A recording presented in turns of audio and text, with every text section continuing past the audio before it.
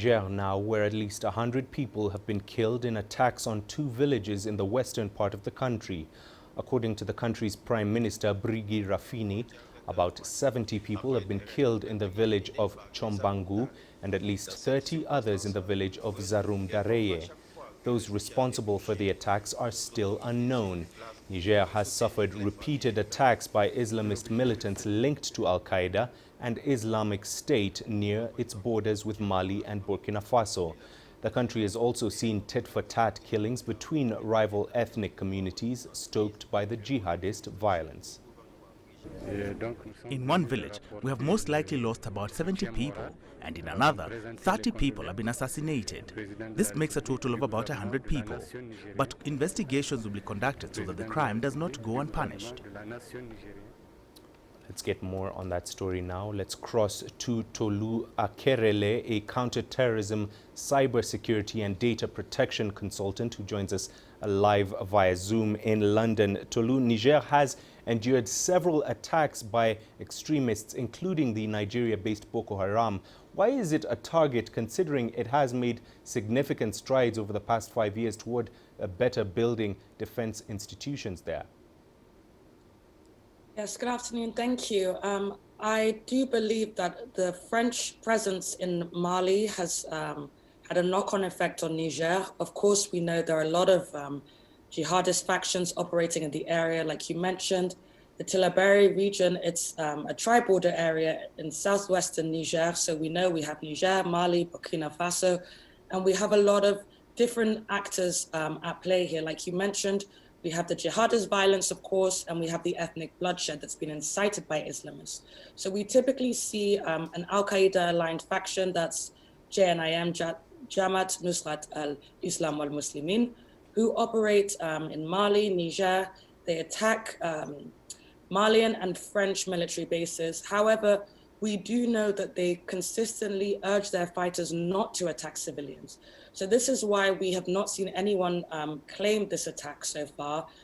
As you mentioned, Boko Haram, of course, they operate in Nigeria, typically Borno State, Sambisa Forest. So again, this southwestern area of Niger is not typically a stronghold for them. It's not where they operate. We have the Islamic State in the Greater Sahara that has been known to attack in Mali and Niger. But again, they've joined forces with Islamic State in the West African province, which is arguably the strongest faction of the Islamic State.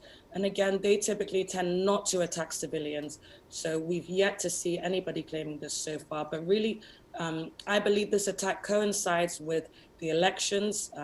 We do know democracy is seen as a Western invention, which is a term coined as bida. It's forbidden, it's haram. So it could coincide with this. Of course, it took place at midday, which seems to be around the same time, the same moment that the results of the legislative and presidential election votes were announced.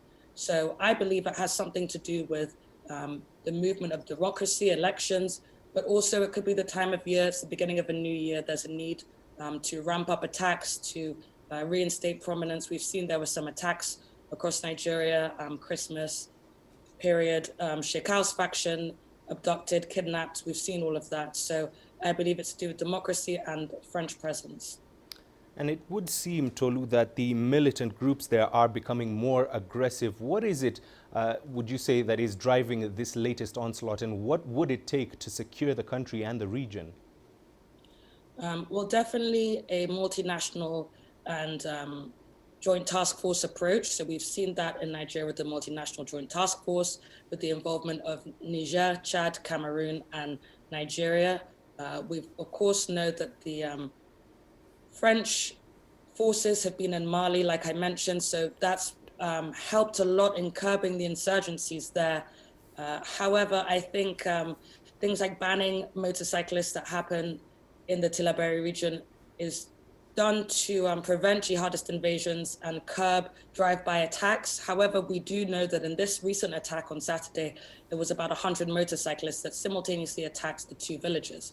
So again, we're looking at a unified approach. We're looking at support from the region, support from international countries that perhaps have vested interests in the region, I think that's really what we're looking at. And the reason why I think we're seeing more and more attacks is, again, because there's been more and more of a fight within the region. President Macron last year, he actually changed his priorities to fighting Jamaat Nusrat al-Islam al-Muslimin, the Al-Qaeda faction, to target Islamic State in Africa because they are posing more of a threat to French interests in Mali. We do think that perhaps the former minister, Mohamed Bazoum, who's running for election now, he has promised to step up the fight against jihadists. So again, perhaps we're seeing a direct retaliation to his promises to curb insurgencies and jihadist activity.